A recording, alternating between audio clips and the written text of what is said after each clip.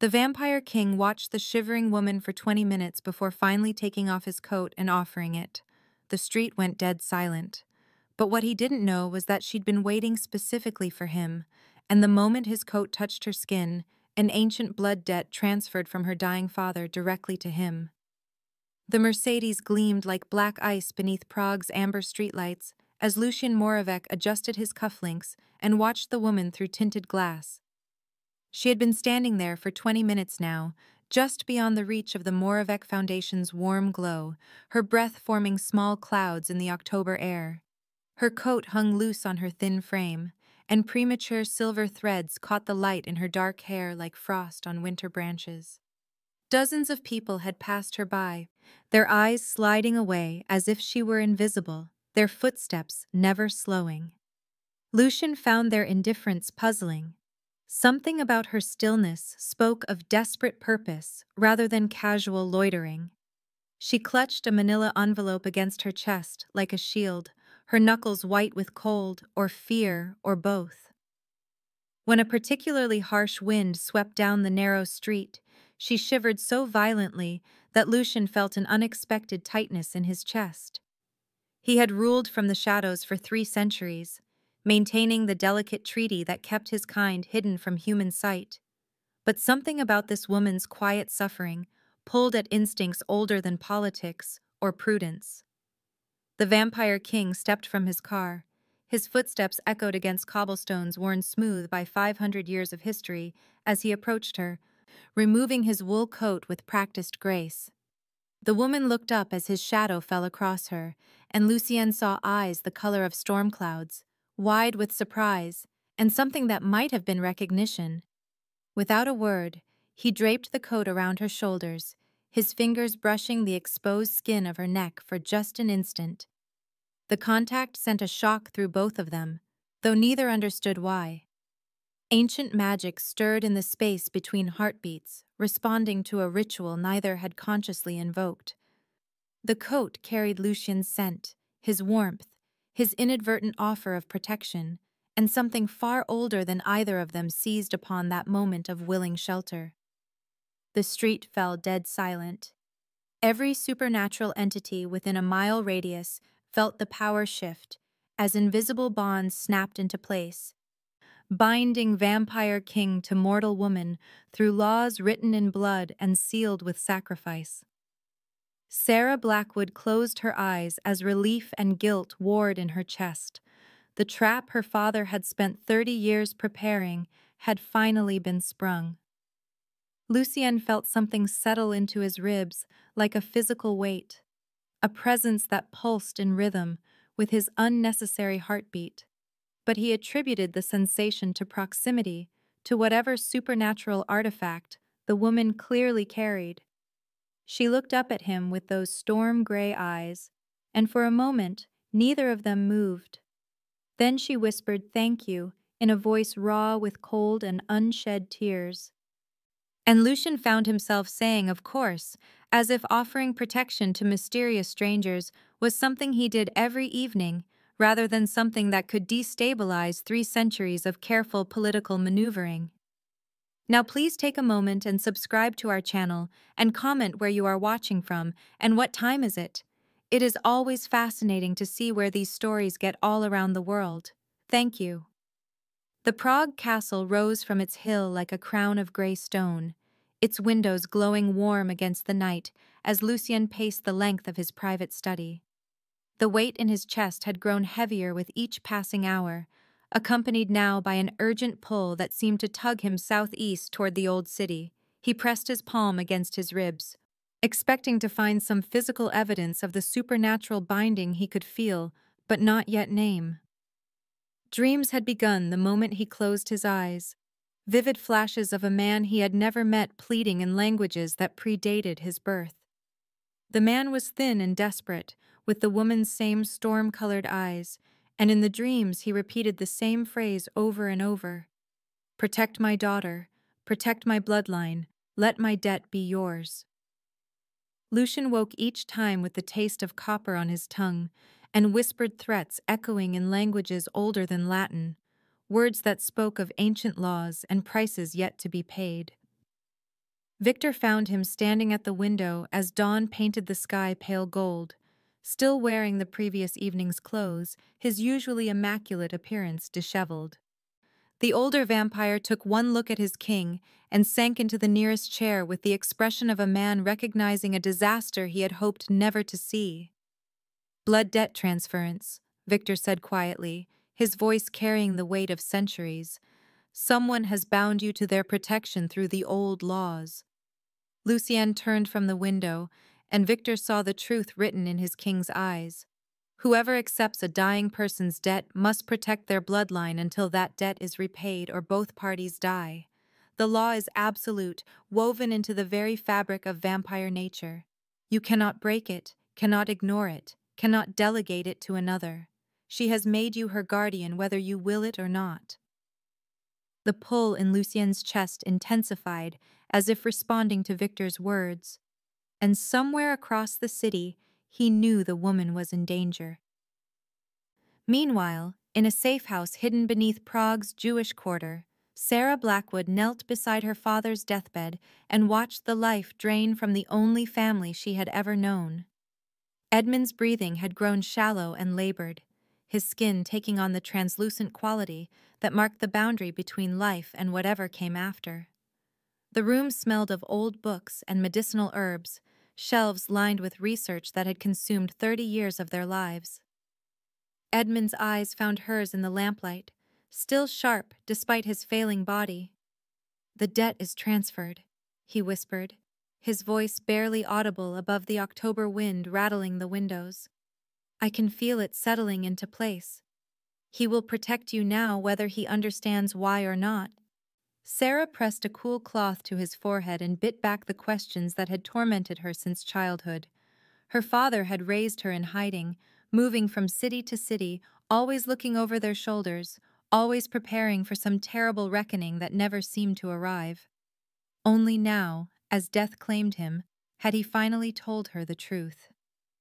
"The Crimson Triumvirate has been hunting us since before you were born," Edmund continued, his grip on her hand surprisingly strong for a dying man. "3 vampire clans united by greed and the promise of ultimate power. I stole something from them, something that could unmake the very foundation of vampire immortality. The heart of Valeria." Sarah had heard the name whispered in her father's nightmares, seen it referenced in his coded journals, but she had never understood its significance. Edmund's eyes closed, and for a moment she thought he was gone, but then he spoke again. "The ruby is not hidden in some vault or buried treasure. It is in your blood, woven into your very DNA by your mother's lineage. You are the heart of Valeria, and now that the debt protects you, they will come for you both." He died at the stroke of midnight, his last words a whisper that would haunt Sarah for the rest of her extended life. "In your blood, not your possession." The charity gala at Prague's National Theatre blazed with crystal chandeliers and carefully orchestrated conversations, the city's elite moving through the grand ballroom in patterns as precisely choreographed as any dance. Sarah stood at the edge of the crowd, her stolen invitation burning like a secret in her beaded clutch, her elegant black dress borrowed from a boutique whose security system her father had taught her to circumvent years ago. She had spent 3 days planning her approach to the Vampire King, studying his habits, memorizing the faces of his security detail, learning the rhythms of his public appearances. But nothing had prepared her for the reality of seeing Lucien Moravec across a crowded room, his presence commanding attention even from humans who could not quite understand why their eyes kept finding his tall figure among the sea of evening wear. He moved with the fluid grace of a predator comfortable in his territory, his dark hair catching the light as he inclined his head toward Prague's mayor, his smile never quite reaching his eyes. When the orchestra began a waltz, Sarah made her move, crossing the ballroom with purpose and extending her gloved hand before he could refuse. Their dance began as a negotiation conducted in careful steps and measured distances, neither willing to reveal their true nature to the watching crowd. "You feel it too," Sarah said softly as they turned through the familiar patterns, the blood debt pulling between them like a current. The pull, the weight, the certainty that our fates are now intertwined. Lucien's grip on her waist tightened almost imperceptibly. "I feel many things," he replied, his voice pitched for her ears alone. "What I do not feel is an explanation for why a stranger would bind me to supernatural law without my consent." Sarah met his gaze steadily as they swept past a cluster of diplomats and their wives. "My father spent 30 years preparing for his death, and your protection. 3 vampire clans hunt what I carry, and they will not stop until they claim it or until I am dead. The ancient law binds you to keep me alive, whether you understand the stakes or not." She saw recognition flicker in his dark eyes, followed quickly by something that might have been respect for her directness. Before Lucien could respond, the chandeliers dimmed and the temperature in the ballroom dropped by 10 degrees. Sarah felt the familiar tingle that meant silver-laced weapons were being drawn somewhere in the crowd, and she saw Lucien's nostrils flare as he caught scents that spoke of violence and old blood. Clan Drackle had found them. The attack came with brutal efficiency, 3 vampires in evening wear moving through the panicking crowd like sharks through shallow water. Sarah's hand went to her necklace, where silver wire had been woven through the delicate chain, while Lucien positioned himself between her and the nearest threat with movements too fast for human eyes to follow. They fought side by side in the space between overturned tables and abandoned champagne flutes, she with the desperate skill of someone trained from childhood to kill vampires, he with the lethal precision of someone who had survived 3 centuries of enemies who wanted him dead. Sarah watched in horror as Lucien took a silver blade between his ribs that had been meant for her heart, saw the way the supernatural debt forced him to prioritize her safety over his own survival. The pain that flickered across his face was nothing compared to the guilt that settled into her chest like lead. As they escaped through Prague's ancient underground tunnels, Sarah finally understood the terrible burden she had placed on the first person in years who had shown her genuine kindness, and the weight of that knowledge followed them into the darkness beneath the city.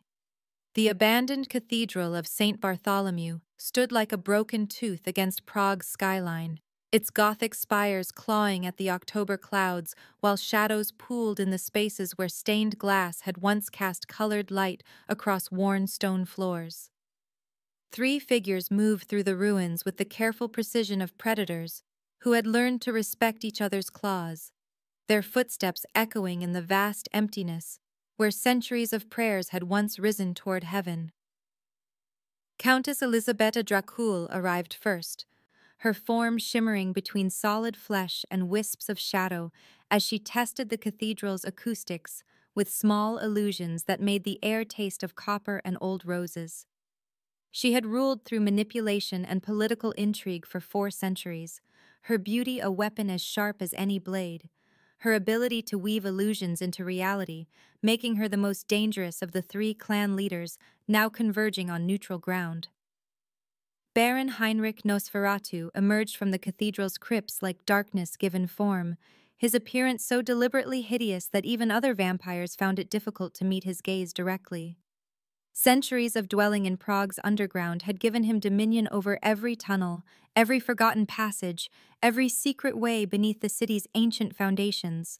Where Elisabetta ruled through beauty and deception, Heinrich commanded through terror and the promise of horrors best left unnamed.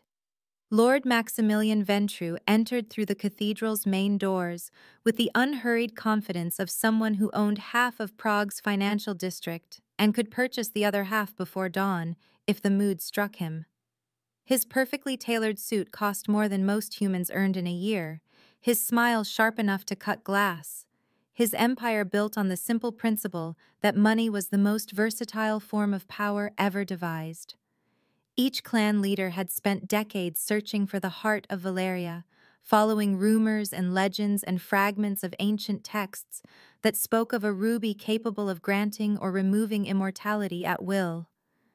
The artifact represented ultimate power over vampire kind, the ability to create or destroy immortals according to one's whims.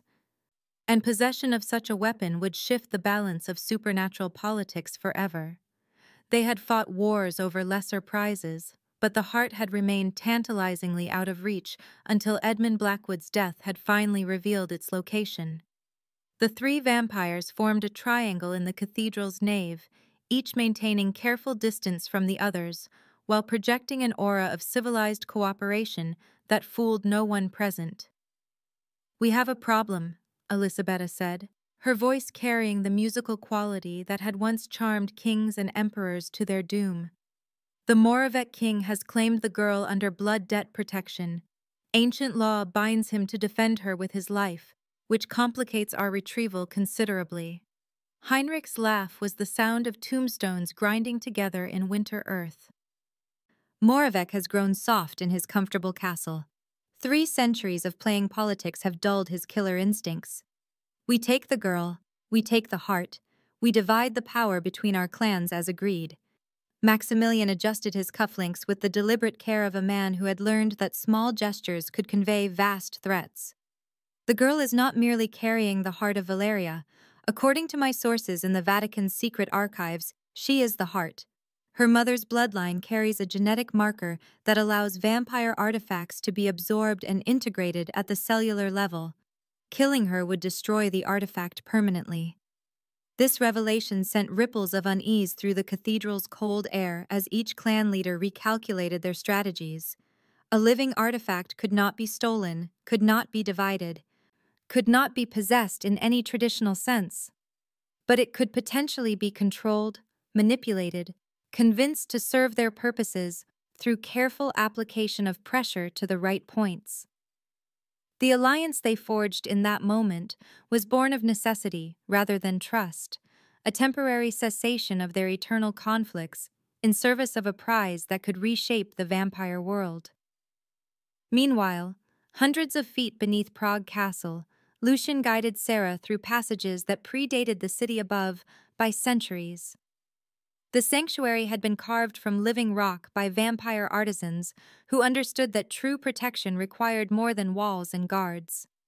Ancient symbols covered every surface, their meanings lost to all but a few scholars who studied the earliest days of vampire civilization. Here, the magic that bound supernatural creatures to their nature grew thick enough to taste, creating a space where illusion could not take root, and hostile intent would be immediately apparent to anyone with the sensitivity to feel such things. Sarah moved through the sanctuary with the careful steps of someone who had learned to read danger in every shadow, her fingers trailing across stone carvings that seemed to pulse with their own inner light. The wound in Lucien's side had stopped bleeding, but still caused him to favor his left arm, a reminder of the silver blade that had been meant for her heart. She had not spoken since they descended into the depths beneath his castle, but he could feel her guilt and confusion through the blood debt's connection, emotions as clear to him as if they were his own. "My father was a vampire hunter," Sarah said finally, her voice barely above a whisper in the sanctuary's profound silence. "He spent 30 years researching vampire artifacts, tracking down legends, documenting the locations of objects that most people dismissed as fantasy. He discovered that my mother's family carried a genetic anomaly that allowed them to absorb and contain supernatural energies without being destroyed by the exposure. The heart of Valeria is not hidden in my blood. It has become part of my cellular structure, integrated so completely that removing it would require destroying every cell in my body simultaneously." Lucian paused in his examination of the sanctuary's protective wards, understanding dawning in his dark eyes as the implications of her revelations settled into place. An artifact that could not be stolen, could not be lost, could not be separated from its host without destroying both. No wonder the 3 clans had been willing to set aside centuries of mutual hatred to claim such a prize. "You are not merely protected by the blood debt," he said quietly. "You are the most valuable and most dangerous person in the supernatural world. The heart could grant immortality to anyone you chose, or strip it away from any vampire you touched. In the wrong hands, such power could destabilize the entire balance between mortal and immortal worlds." Sarah turned to face him fully, storm-gray eyes reflecting the sanctuary's mystical light like mirrors. My father raised me to kill vampires, taught me to see your kind as parasites that needed to be eliminated for humanity's sake. But he also raised me to be a weapon he could aim at his enemies when the time came. I think he intended for me to use the heart's power against whoever provided my protection, destroying you to fuel whatever final revenge he had planned against the clans that hunted us. The weight of her words settled between them like a physical presence, and Lucian felt the blood debt's compulsion pulling at his ribs with renewed intensity. Even knowing that proximity to Sarah might ultimately prove fatal, he found himself unable to step away from her, unable to consider abandoning his supernatural obligation to keep her safe. Days passed in the sanctuary's timeless depths as Sarah recovered from the gala's violence, and Lucian monitored the increasing supernatural pressure building above their hidden refuge. She tended his silver wounds with a gentleness that surprised them both, her fingers sure and steady as she cleaned the cuts that refused to heal properly in the presence of residual silver contamination.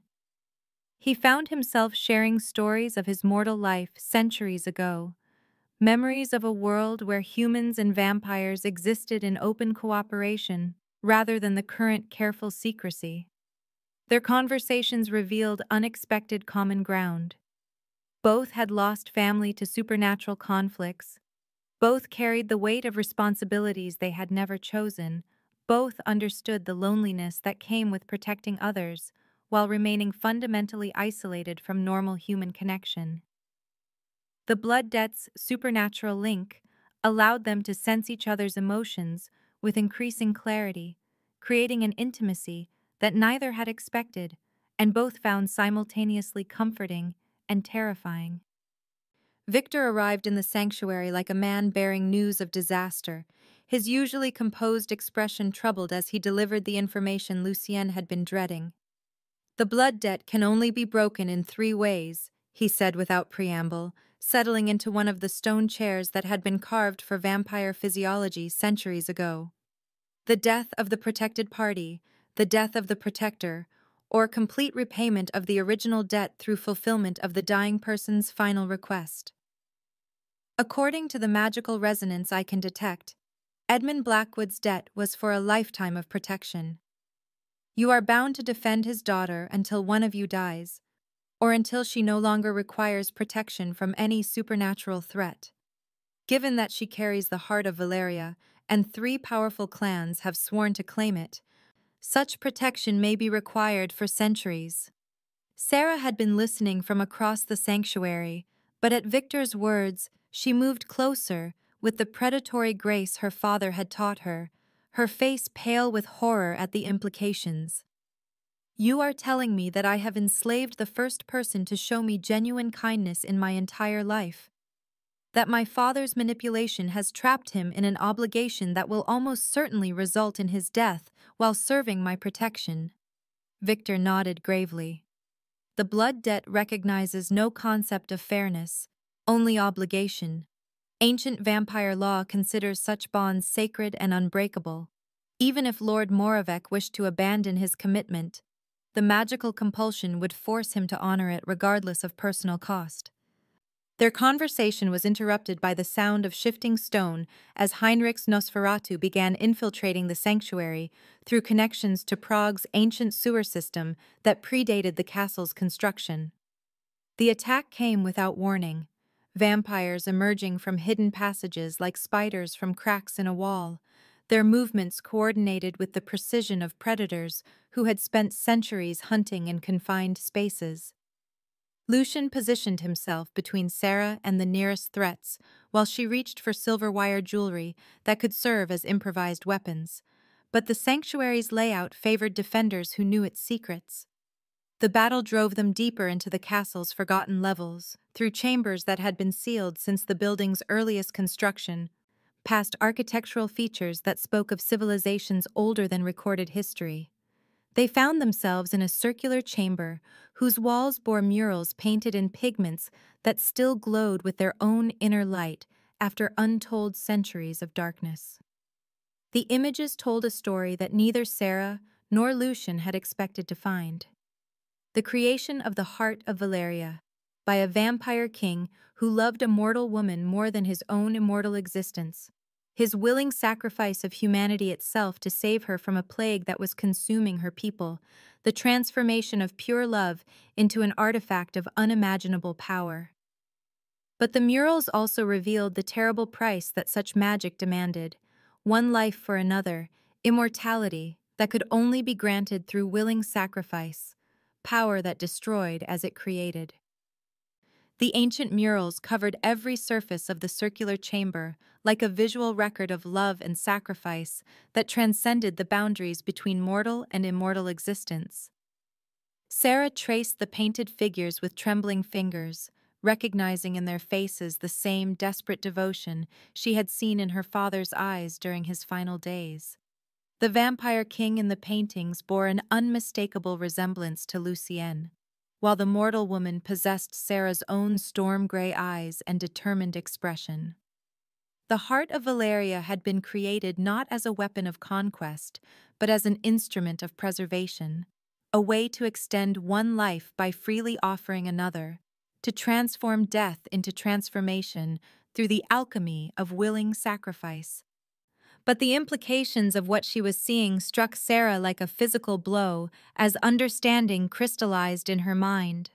Her father had known about these murals, had researched the heart's true purpose, had understood that using it would require destroying whoever provided her protection.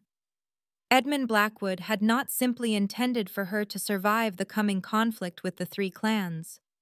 He had planned for her to become immortal by sacrificing Lucian's life to power the heart, transforming herself into something capable of hunting down every vampire in existence.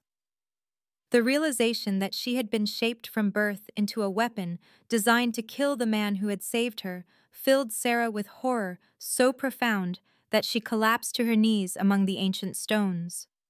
Lucian knelt beside her, his hand on her shoulder, providing comfort even as the blood debt's magic pulsed between them like a heartbeat.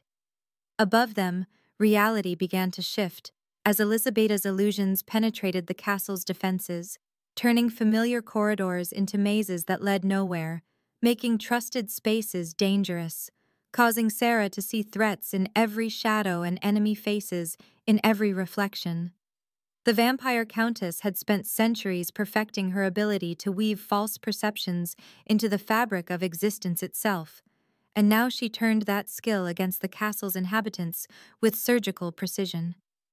Lucian felt the sanctuary's protective wards beginning to waver under the assault.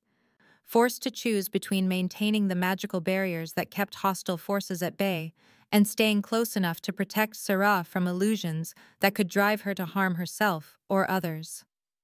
The blood debt's compulsion made the choice for him, pulling him away from the ward controls to shield Sarah with his own presence, using his centuries of experience with supernatural deception to help her distinguish between real and false perceptions. But his abandonment of the castle's outer defenses came at a cost that became apparent within hours as Maximilian's financial empire swung into action against him. Bank accounts frozen, business partnerships dissolved, human allies cut off from resources they needed to maintain their cooperation with vampire interests. Heinrich's forces emerged from every tunnel and hidden passage beneath the castle, surrounding the ancient stronghold with creatures that had learned to kill in absolute silence. The trap had been sprung with clockwork precision, each clan leader contributing their particular expertise to a coordinated assault designed to overwhelm even a vampire king's defenses. Sarah found herself pressed against Lucian's back as they stood in the center of the mural chamber, surrounded by images of love and sacrifice, while enemies closed in from every direction. The weight of her father's manipulations settled around her shoulders like a cloak woven from guilt and predetermined betrayal. She had been raised to hate vampires, trained to kill them, taught to see them as monsters that threatened human survival. But the man whose immortal life she was apparently destined to steal had shown her more genuine kindness in 3 days than anyone had offered in her entire previous existence. The blood debt bound him to protect her regardless of cost, but she was beginning to understand that his commitment went beyond supernatural compulsion into something that might have been freely given if circumstances had allowed such choice. Edmund Blackwood's final manipulation had been the cruelest of all, turning his daughter into a weapon aimed at the heart of the first person to treat her as something more than a tool for revenge. As the three clans closed their trap around Prague Castle, Sarah finally grasped the full scope of her father's revenge against the vampire world. He had not simply wanted to destroy the clans that hunted him. He had wanted to create a killer who could eliminate every vampire in existence, starting with the one who would be compelled by ancient law to die protecting her. The heart of Valeria pulsed in her veins like a second heartbeat, responding to her emotional turmoil with power that could reshape the supernatural world. But first, she would have to decide whether to honor her father's legacy of hatred or forge a different path with the vampire king who had risked everything to keep her safe. The leather journal felt like a confession between Sarah's trembling fingers as she pulled it from the coat pocket where her father had hidden it during their final desperate flight across Europe. Edmund Blackwood's cramped handwriting covered page after page with meticulous detail, dates and locations and calculations that painted a picture of obsession spanning 3 decades of careful preparation. Sarah read by the light of the sanctuary's mystical wards, while Lucian maintained watch near the chamber's entrance, his presence a comfort that made the journal's revelations all the more devastating. Phase 1 complete, her father had written in his clinical style that reduced human lives to tactical considerations. Blood debt successfully transferred to Vampire King through ritual of willing shelter. Subject shows expected protective instincts despite supernatural compulsion. Phase 2 initiated. Establish emotional connection between protector and protected to ensure maximum psychological impact during final sacrifice. The words blurred as tears gathered in Sarah's eyes, each entry revealing another layer of manipulation that had shaped her entire existence. Her father had never intended for her to survive the heart of Valeria's activation. The artifact's power required a willing sacrifice, and Edmund had planned for both Sarah and her protector to die in the process, destroying the heart forever and ensuring that no vampire clan could claim its power. She was not his daughter being prepared for survival. She was his suicide weapon, raised and trained and positioned to eliminate herself and her target in a final act of mutually assured destruction. The journal detailed contingency plans for different types of vampires who might accept the blood debt, psychological profiles of potential protectors, strategies for building emotional attachment that would make the eventual betrayal as psychologically damaging as possible. Edmund had studied Lucian Moravec for years, learning his weaknesses, his history, his tendency to protect the innocent despite the political costs such protection might incur. Every aspect of Sarah's life had been orchestrated to culminate in this moment, a young woman desperate for connection, offering herself to destroy the man who had shown her kindness. When she shared these revelations with Lucien, Sarah expected anger or disgust, or the cold withdrawal she had seen in her father's eyes whenever she disappointed him. Instead, the Vampire King's expression softened with something that might have been understanding. "You have carried this burden alone for 25 years, he said quietly, settling beside her among the ancient stones. The weight of being shaped into something you never chose to become, the knowledge that your very existence serves purposes beyond your control. I understand that isolation more than you might think." His sympathy broke something inside her that had been holding together through sheer stubborn will, and she found herself crying for the first time since childhood while he offered the simple comfort of presence without judgment. Their moment of connection shattered like crystal as the triumvirate's coordinated assault reached the sanctuary's final defenses. Elisabeta's illusions penetrated the chamber's protective wards with surgical precision, weaving false perceptions into reality until Sarah could no longer distinguish between truth and deception. She saw Lucian speaking in hushed tones with figures that might have been clan representatives, heard him promising to deliver her to them in exchange for political concessions, watched him gesture toward her hiding place with the casual indifference of someone discussing livestock. The illusions were perfect in their psychological targeting, playing on every fear and doubt that Edmund's training had instilled in her. Heinrich's Nosferatu forces breached the inner sanctum like water flooding a broken dam, their coordinated movement speaking of centuries spent hunting in confined spaces. Reality fractured around Sarah as she struggled to separate genuine threats from Elisabetta's false visions, her trust in Lucian poisoned by perceptions that felt absolutely real despite their supernatural origin. In her confusion and terror, the heart of Valeria responded to her emotional state with power that blazed through her veins like liquid fire. The artifact activated partially, drawing on the life force of the nearest immortal being to fuel its ancient magic. Lucian staggered as centuries of accumulated immortality began draining away through the supernatural connection that bound them together, his strength fading even as he continued fighting to protect her from the encroaching enemies that might or might not have been real. The blood debt had created a supernatural link between them that grew stronger with each passing moment, allowing Sarah to feel Lucian's pain and fading strength as clearly as if they were her own. She experienced his unwavering determination to protect her, even as the heart's power consumed his immortal essence, his absolute refusal to abandon his commitment despite the cost to himself. The sensation was overwhelming in its intimacy, more profound than any physical connection she had ever imagined possible. Through their shared bond, she felt his memories of mortal life centuries ago, his regret for choices that had led to his transformation, his loneliness during decades of political maneuvering that had isolated him from genuine human connection. But she also felt his growing affection for her, emotions that had nothing to do with supernatural compulsion and everything to do with recognition of shared burden and mutual understanding. The realization that she was killing the first person who had ever cared about her as something more than a weapon sent Sarah into emotional freefall that made the heart's power surge unpredictably. Maximilian Ventrue arrived in the sanctuary like salvation wrapped in an expensive suit, his presence commanding attention even from Heinrich's forces as he surveyed the chaos with the calculating gaze of someone accustomed to turning disaster into opportunity. His offer was simple and seductive: surrender the heart of Valeria willingly, and he would use his considerable resources to break the blood debt through ancient rituals that predated current vampire law. Both Sarah and Lucienne would be freed from their supernatural obligation, allowed to choose their own paths without magical compulsion governing their actions.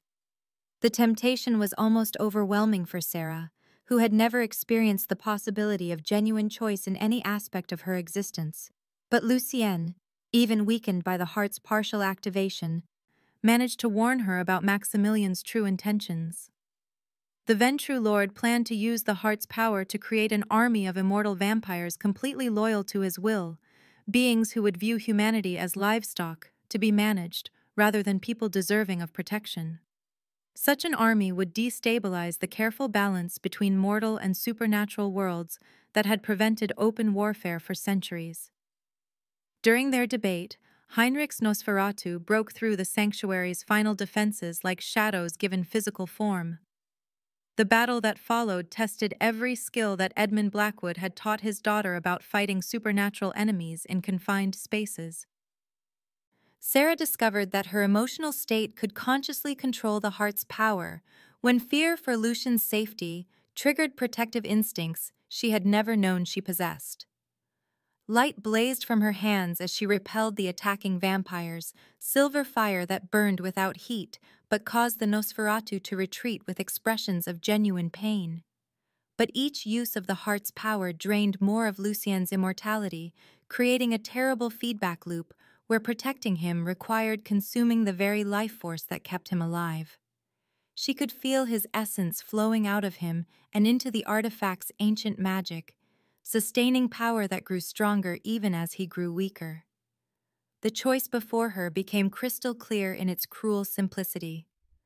Allow Heinrich's forces to capture or kill them both, or use the heart's power to save them while destroying the man she had come to love. Faced with that impossible decision, Sarah chose a third option that would have horrified her father. She would complete his mission by destroying the heart of Valeria, but instead of taking Lucien with her into death, she would sacrifice herself alone to break the artifact's power and free him from both supernatural obligation and the drain on his immortal essence. The decision brought her a peace she had never known in her carefully orchestrated life, the first choice that was entirely her own rather than the fulfillment of someone else's plans. The ritual to destroy the heart of Valeria required more than simple intent or dramatic gesture. Sarah drew upon her father's research as she began the complex process of turning the artifact's power against itself, using techniques Edmund had spent decades perfecting for this exact purpose. The magic responded to her will with an eagerness that spoke of ancient sentience, as if the heart had grown weary of being used as a weapon and welcomed the opportunity for peaceful dissolution. Light blazed from her skin as she channeled the artifact's accumulated power into a destructive feedback loop, preparing to burn out both the heart and herself in a final act that would free Lucien from every supernatural obligation that bound him to her protection. But the Vampire King realized what she was attempting before the ritual could reach completion. Despite his severely weakened state, despite the drain on his immortal essence that left him barely able to stand, Lucien intervened with the desperate strength of someone who had found something worth dying to protect. His disruption of the ritual's carefully balanced energies created a magical feedback loop that linked their life forces in ways that neither the heart nor Edmund's research had anticipated. Now they were both dying, but slowly enough to make conscious choices about how their final moments would be spent. The Blood Debt's magic evolved beyond its original constraints, as their shared experience of approaching death triggered responses that ancient vampire law had never anticipated. What had begun as supernatural compulsion transformed into genuine connection based on mutual choice, rather than magical obligation. Elisabetta Dracul materialized from illusions so perfect they had fooled even supernatural senses, her beauty unmarked by the violence that had consumed the sanctuary around them. She had slipped past both Heinrich's forces and Maximilian's attention while they were focused on claiming the heart through direct confrontation, preferring subtlety to brute force in situations that required delicate manipulation. Her offer carried the weight of centuries spent perfecting the art of mutually beneficial deception.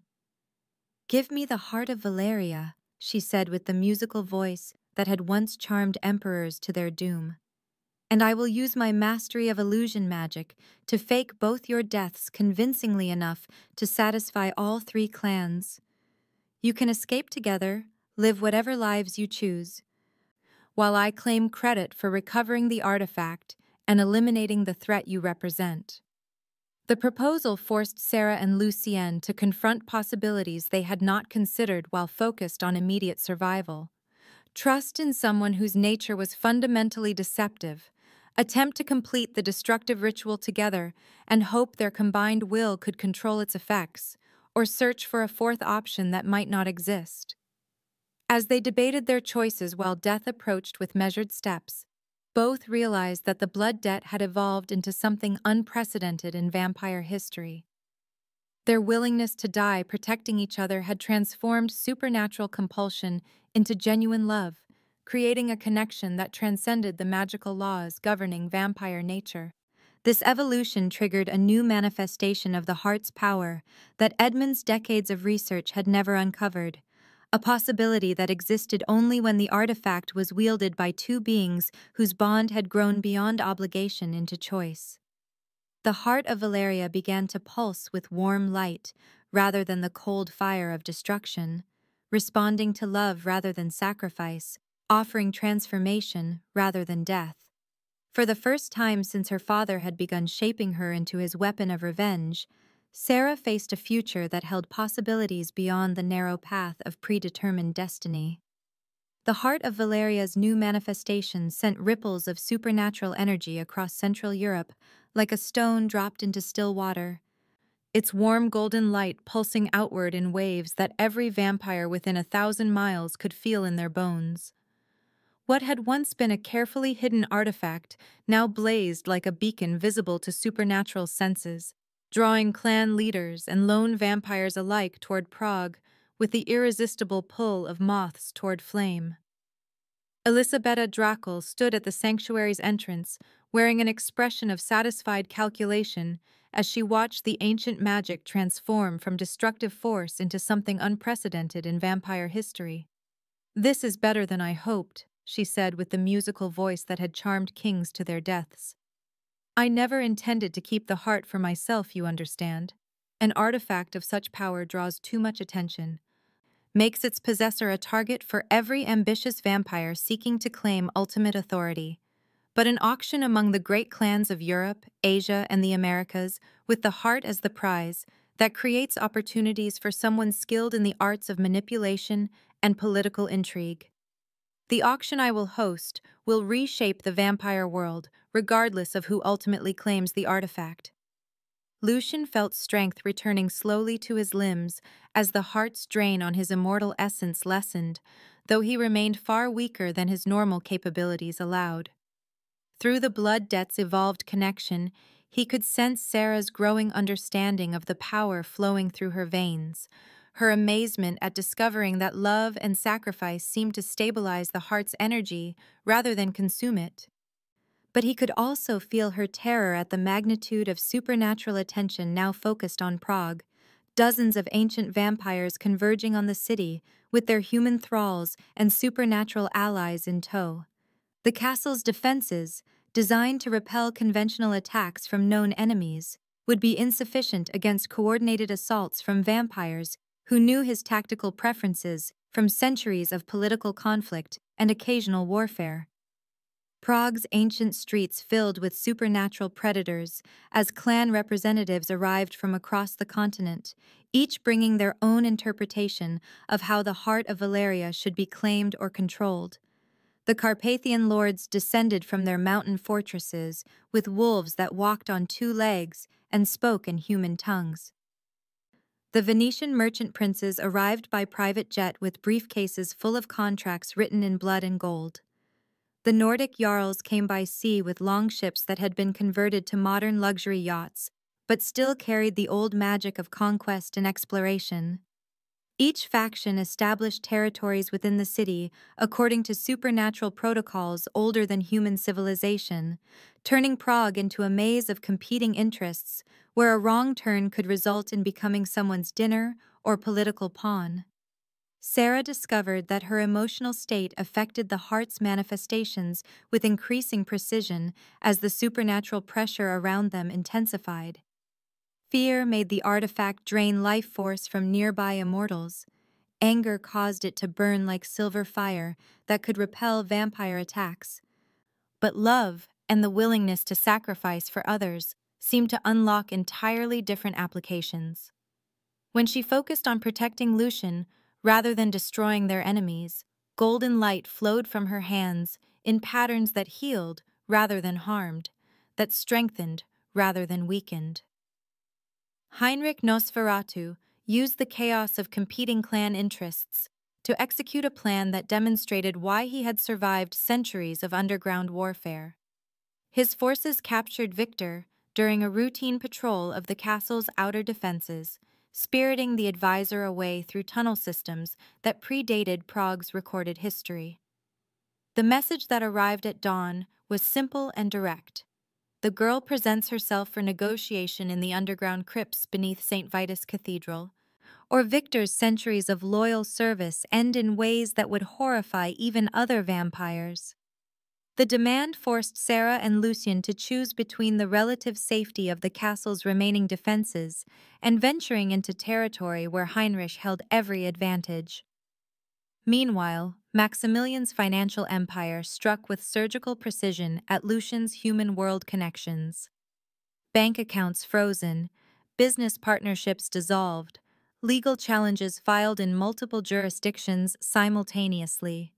Human authorities received carefully crafted evidence suggesting that Lucien Moravec was a terrorist cell leader using his charitable foundation to fund extremist activities across Europe. His legitimate business operations collapsed within hours as governments moved to freeze assets and issue arrest warrants.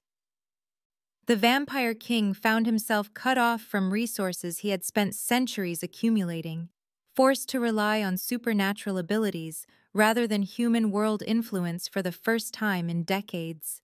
Prague's underground tunnel system stretched for miles beneath the ancient city, a labyrinth of forgotten passages, abandoned crypts, and waterways that had served smugglers, revolutionaries, and supernatural creatures for over 1,000 years. Sarah and Lucien descended into this maze through a hidden entrance in the castle's foundations, following routes that Victor had mapped during his decades of service, but which now felt like paths leading directly into Heinrich's carefully prepared trap. The air grew colder with each step downward, carrying scents of old stone, stagnant water, and something else that made Sarah's skin crawl with primitive recognition of predator presence. Lucien moved with the careful grace of someone navigating hostile territory, his supernatural senses straining to detect ambushes in the suffocating darkness, while the blood debt's connection kept him aware of Sarah's emotional state and the heart's fluctuating energy patterns. The Nosferatu had spent centuries perfecting the art of underground warfare, turning Prague's hidden spaces into a fortress where intruders faced traps both mechanical and supernatural. Passages that seemed to lead forward doubled back on themselves through spatial distortions that violated normal geometry. Walls wept blood that burned like acid when touched. Shadows moved independently of their sources, reaching toward unwary travelers with fingers that could drain warmth from living flesh. Sarah learned to weaponize the heart's power with increasing sophistication as they encountered each obstacle, discovering that focused intent could shape the artifact's manifestations into barriers of burning light that repelled vampires without destroying them permanently. This realization suggested possibilities that her father's research had never explored, applications for the heart that involved protection and healing rather than death and destruction. They found Victor in a chamber deep beneath St. Vitus Cathedral, suspended in chains of silver-plated steel that prevented him from using his supernatural strength to escape. Heinrich had tortured him with professional thoroughness, but the advisor remained conscious and defiant despite injuries that would have killed any mortal creature.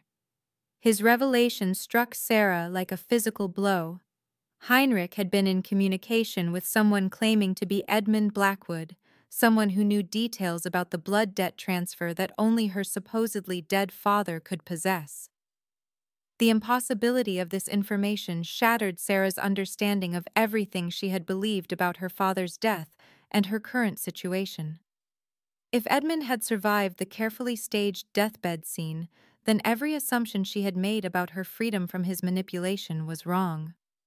During their escape from Heinrich's underground domain, they encountered a squad of human vampire hunters armed with silver weapons and electronic equipment designed to detect supernatural energy signatures. The heart of Valeria's power made Sarah register as a vampire to their instruments, and the hunters moved to capture her with the ruthless efficiency of soldiers who had spent years perfecting techniques for subduing immortal predators.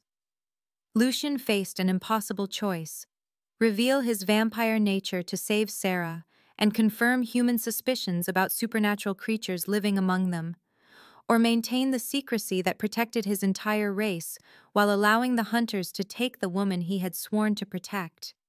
The blood debt's compulsion made the decision for him, but his choice would have been the same regardless of magical obligation. He revealed his true nature with a display of speed and strength that left no doubt about what he was, confirming to the human authorities that vampires existed and had been living in their midst for centuries. The revelation escalated the supernatural conflict to international levels as government agencies activated protocols designed for contact with hostile non-human intelligence. Military forces began mobilizing, scientists prepared containment facilities, and politicians debated response strategies for a threat they had never seriously believed existed. The careful balance between mortal and immortal worlds that had maintained peace for centuries crumbled in a matter of hours. Edmund Blackwood stepped from the shadows of Prague's astronomical clock tower, like a man returning from his own funeral, his appearance unchanged from the deathbed scene that had convinced Sarah of his passing weeks earlier. The elaborate deception had required decades of preparation, magical artifacts that could simulate death convincingly enough to fool even vampire senses, and a network of allies who believed in his mission strongly enough to maintain the illusion while he worked behind the scenes. His faked death had served multiple purposes: activating the blood debt transfer that bound a powerful vampire to protect his daughter, removing himself as a direct target for the Crimson Triumvirate's hunters, and providing the freedom to build an alliance with vampire hunting organizations across Europe without interference from supernatural enemies. The weeks since his supposed death had been spent in frantic activity, traveling between hidden facilities where human hunters trained for warfare against immortal enemies, sharing intelligence about vampire weaknesses and promising them the heart of Valeria in exchange for their cooperation in eliminating Prague's supernatural population. Edmund's betrayal cut deeper than any physical wound because it transformed every memory of love and protection into evidence of manipulation and calculated deception. Sarah realized that her grief over his death had been weaponized against her, that her desperate need for family connection had been exploited to make her more dependent on Lucian's protection, that even her growing feelings for the Vampire King might be the result of psychological conditioning designed to make the eventual betrayal more devastating. Her father stood before her wearing the same expression of grim determination she remembered from childhood. When he had trained her to kill creatures he claimed threatened humanity's survival. "You must choose," he said with the voice that had shaped her entire worldview. "Choose between the vampire who has enslaved you through supernatural compulsion and the human race that depends on the heart of Valeria being used for its intended purpose." Every day the artifact remains active. It draws more vampires to Prague, turning this city into ground zero for a supernatural war that will expose our species to predators we are not prepared to fight. The astronomical clock tower provided Edmund with the perfect platform for his final gambit, explosives rigged throughout the ancient structure and extending into the buildings surrounding Prague's Old Town Square. Thousands of innocent civilians moved through the area below, unaware that their lives had become pawns in a conflict between mortal and immortal worlds. Sarah found herself caught between protecting the humans her father claimed to champion and defending the vampire who had risked everything to keep her safe. The heart of Valeria responded to her emotional turmoil with chaotic energy that threatened to tear her apart from the inside as she tried to simultaneously shield civilians from Edmund's explosives, maintain barriers against the vampire hunters converging on their position, and support Lucian as he attempted to disarm bombs with technology he barely understood. The magical strain pushed her beyond human limits, and she began to comprehend why her father had always intended the heart's use to be fatal to its wielder. The power required to save everyone might indeed demand the ultimate sacrifice, but now she faced the terrible possibility that her death might not be enough to prevent the slaughter Edmund had orchestrated in the name of human protection. The astronomical clock tower's ancient mechanisms ground to a halt as Edmund Blackwood activated the first sequence of his explosive trap, bronze gears locking in place with the finality of a closing tomb, while Prague's Old Town Square filled with the everyday chaos of tourists and locals unaware that death hung suspended above their heads.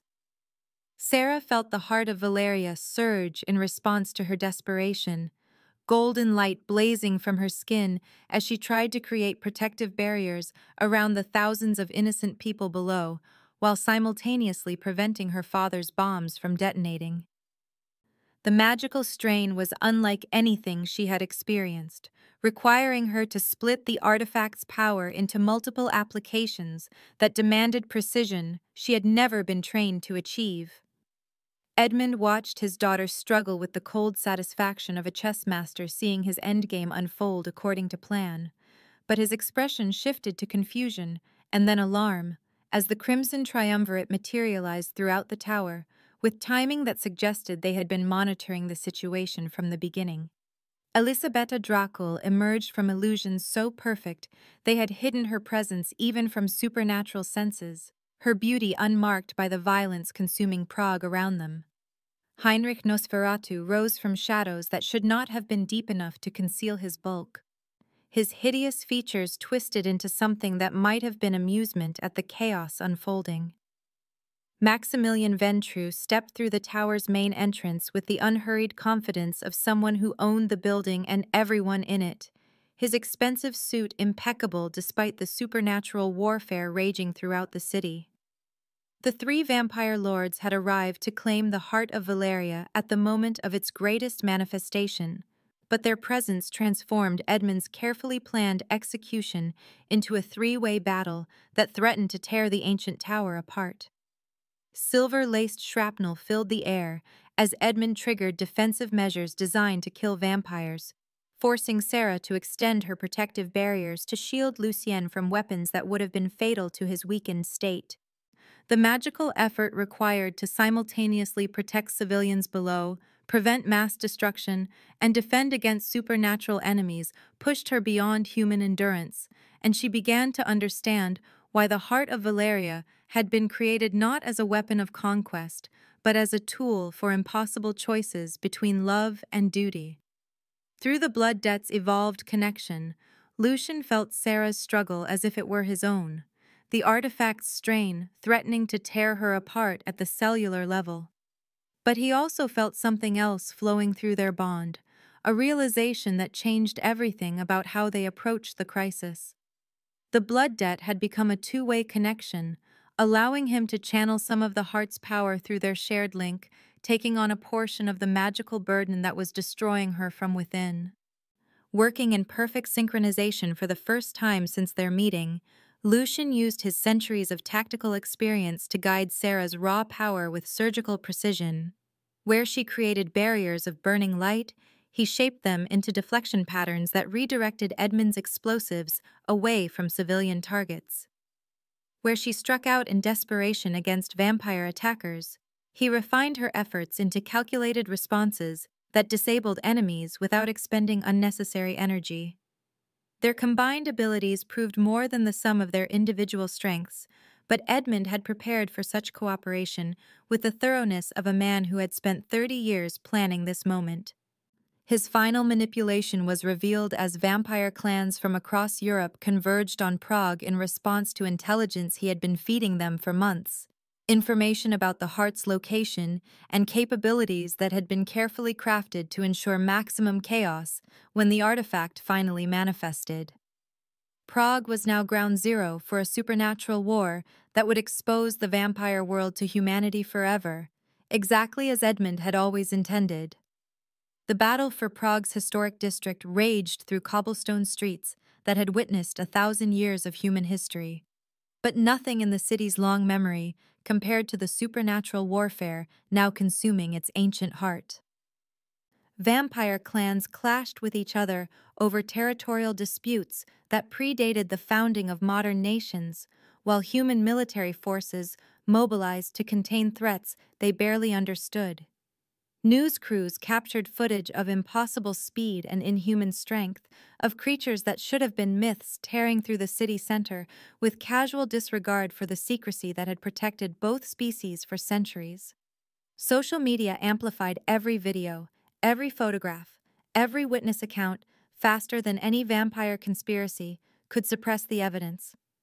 The careful balance between mortal and immortal worlds crumbled in real time, as humanity learned that monsters were real and had been living among them since the beginning of recorded history.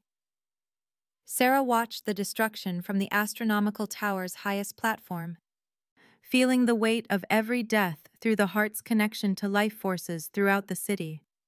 The artifact pulsed with chaotic energy, as violence fed its power, growing stronger even as the civilization around it collapsed into panic and bloodshed.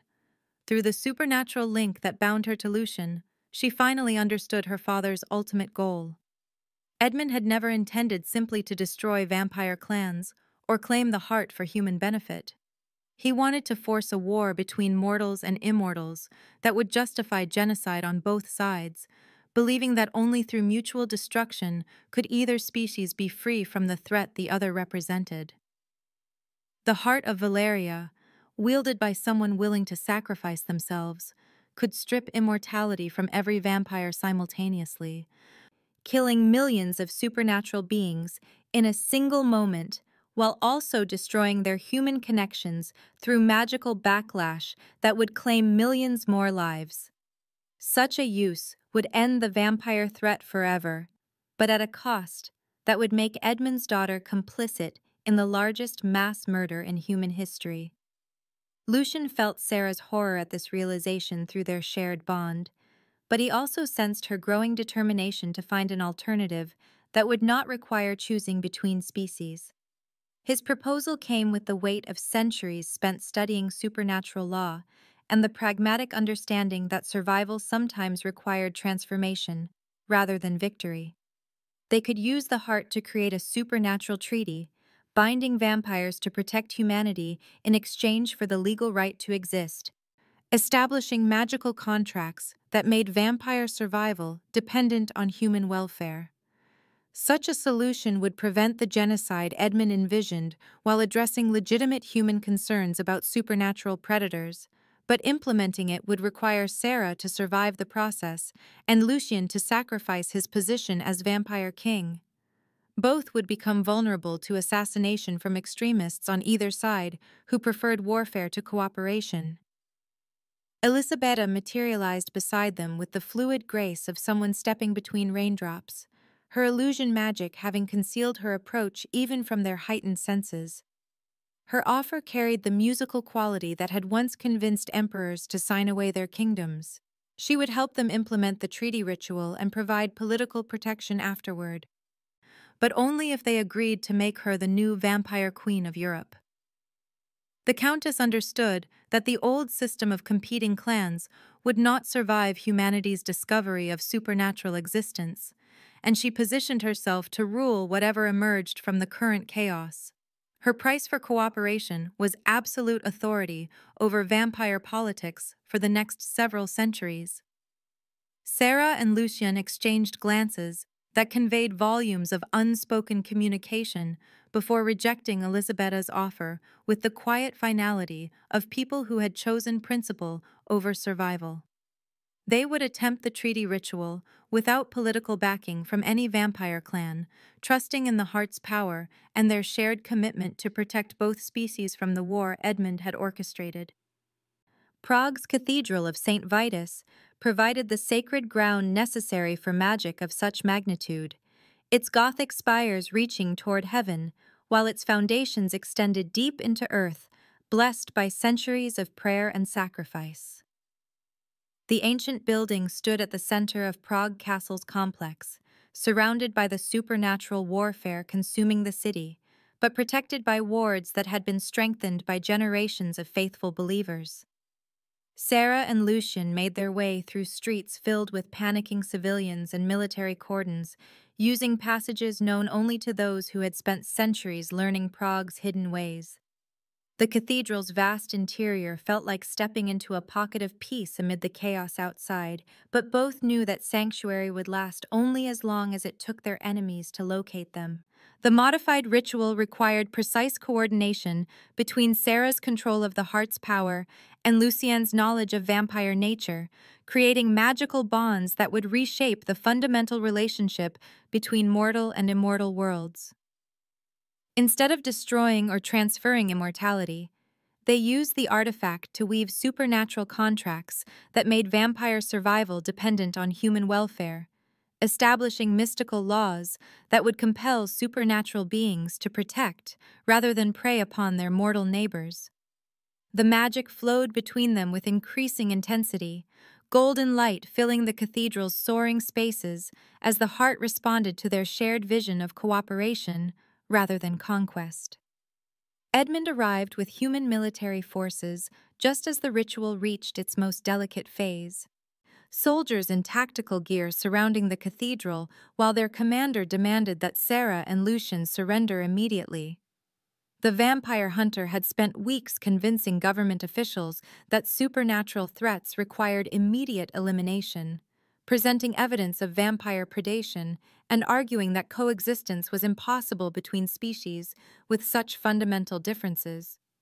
His daughter's attempt to create a supernatural treaty represented everything he had fought against for 30 years, a betrayal of human interests that would legitimize monsters and give them legal protection to continue their predation. The Blood Debt's magic reached its ultimate culmination as Edmund's forces prepared to fire, forcing Lucian to choose between his own survival and honoring his commitment to protect Sarah through the ritual's completion. Sarah faced an equally impossible decision: save Lucien by abandoning the treaty that could prevent genocide, or complete the magical working that would protect thousands while potentially losing the man she loved. Both chose sacrifice without hesitation, their combined willingness to die for each other triggering the heart of Valeria's deepest power. The artifact blazed with light that transcended the physical, touching every vampire and human in Prague with understanding that bypassed rational thought and spoke directly to the capacity for empathy that existed in both species. The heart's true purpose was finally revealed, not to destroy or grant immortality, but to create genuine comprehension between mortal enemies, allowing them to see through each other's eyes and recognize their shared humanity despite the differences that had driven them to war. The heart of Valeria's final activation sent waves of transformative energy across Prague and beyond, touching every supernatural being within a 1,000-mile radius with magic that rewrote the fundamental laws governing vampire existence. The artifact blazed like a captured star in Sarah's chest as ancient power flowed through her into the mystical contracts taking shape around them, binding willing vampires to human welfare through supernatural law that could not be broken without destroying both parties. The magic exacted its price with the impartial justice of natural law. Lucian felt his immortality drain away like water from a broken vessel, centuries of accumulated life force returning to the cosmic balance while leaving him with strength and senses beyond mortal capability, but not beyond mortal limitation. Sarah experienced the opposite transformation as the heart's power integrated permanently with her cellular structure, extending her natural lifespan to centuries while keeping her fundamentally human in nature and vulnerability. The blood debt that had bound them together dissolved as the artificial compulsion gave way to genuine choice, leaving them free to decide their relationship without supernatural interference. Edmund Blackwood watched his life's work transform into everything he had fought to prevent, the careful genocide he had orchestrated, becoming instead a foundation for cooperation between species he considered natural enemies. His rage at this betrayal of human interest drove him to trigger the remaining explosives he had planted throughout Prague's historic district, a final attempt to destroy both the treaty and the city that had become its birthplace. Victor intercepted the detonation sequence with the desperate courage of someone who had served loyalty for centuries and refused to see it end in pointless destruction. The advisor's sacrifice contained the blast within magical barriers that turned potential devastation into harmless light, but the effort cost him everything, as vampire flesh proved insufficient to contain explosions designed to level city blocks. His final words were a benediction for the new world taking shape around his death, a blessing on the cooperation he had helped create through a lifetime of faithful service. The Crimson Triumvirate faced a choice that would define their existence for whatever centuries remained to them: accept the new covenant that bound vampire survival to human welfare, or become fugitives from both species' laws, while the magical treaty made their predatory nature literally impossible to sustain. Elisabetta Dracul negotiated surrender with the political skill that had kept her alive through 4 centuries of supernatural intrigue, offering her illusion abilities to help human governments manage the psychological shock of discovering that vampires were real. Her mastery of perception and reality would prove invaluable in easing humanity's transition to a world where monsters were neighbors rather than myths.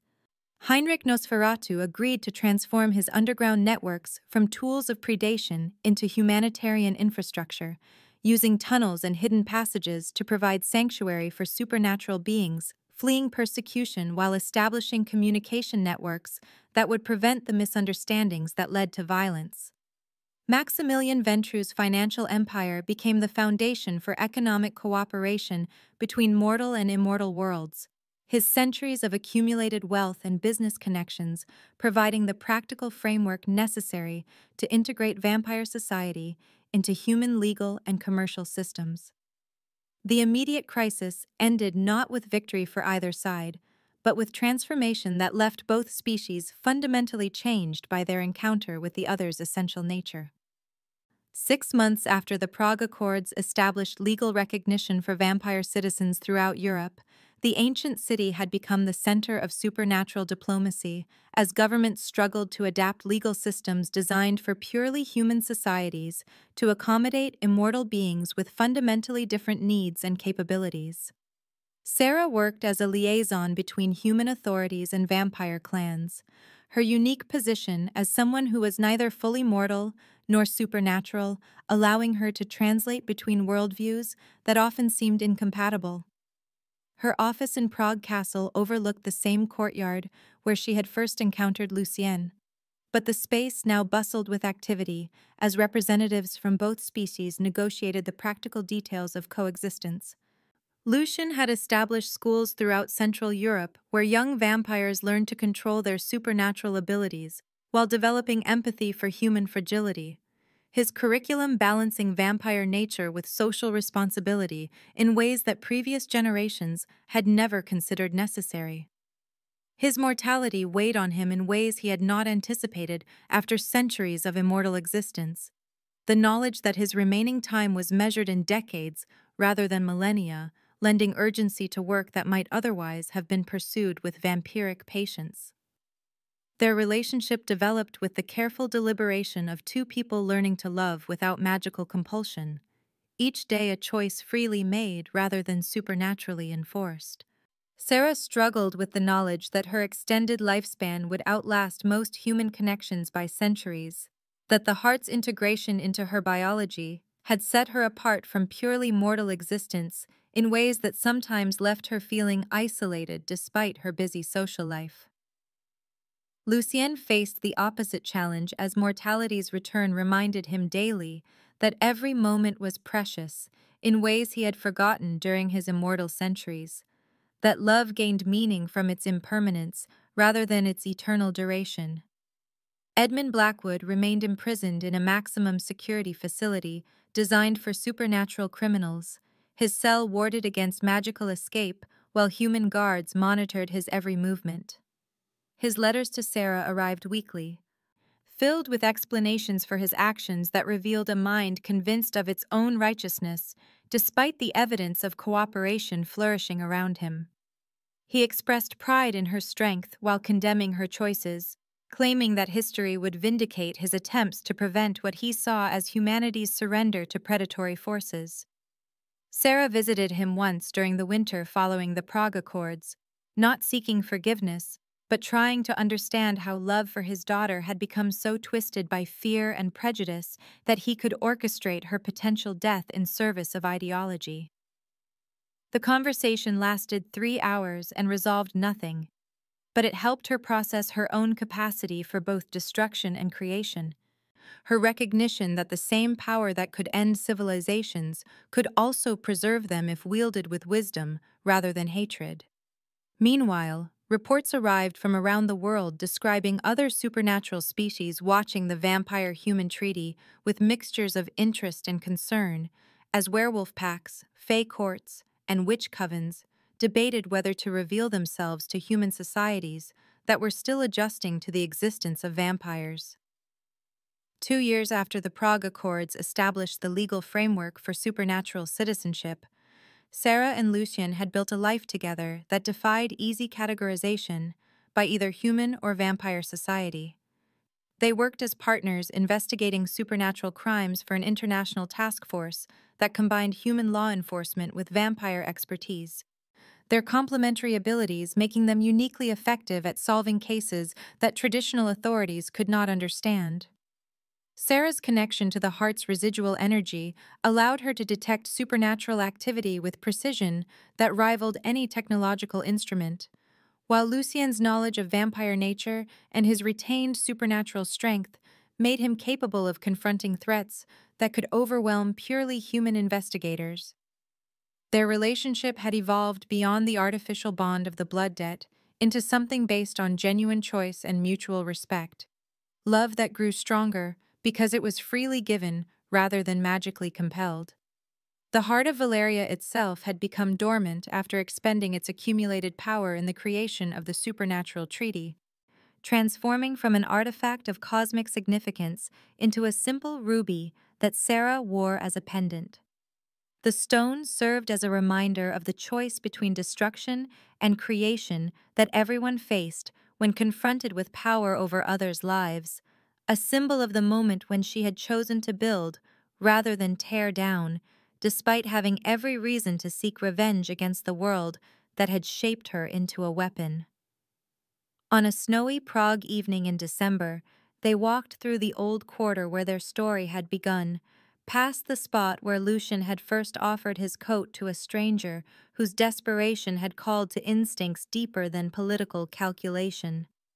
The city around them bore the marks of transformation as supernatural businesses operated alongside human establishments. Vampire-owned cafes serving both mortal customers and immortal clientele, while human artists collaborated with supernatural craftspeople on works that blended traditions separated by centuries.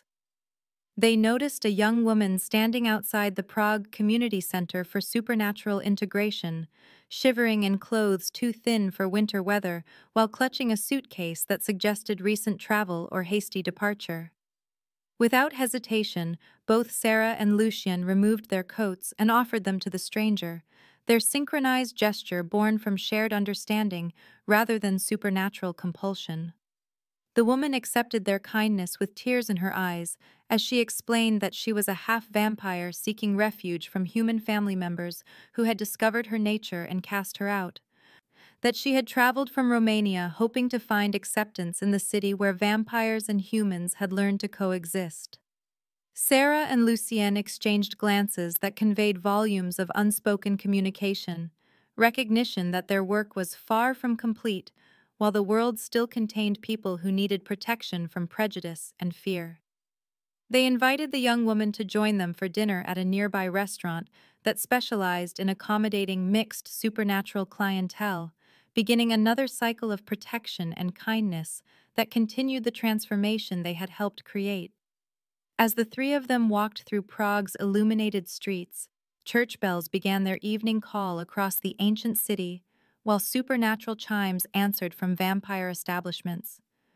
The two sounds blending into harmony that represented the new world taking shape around them. The conversation flowed between languages and experiences as the half-vampire woman shared her story of growing up caught between two natures while Sarah and Lucien offered advice born from their own struggles with identity and belonging. Above them, Prague's skyline stretched toward stars that watched over a city where the impossible had become routine, where love had proven stronger than hatred, where a simple act of kindness between strangers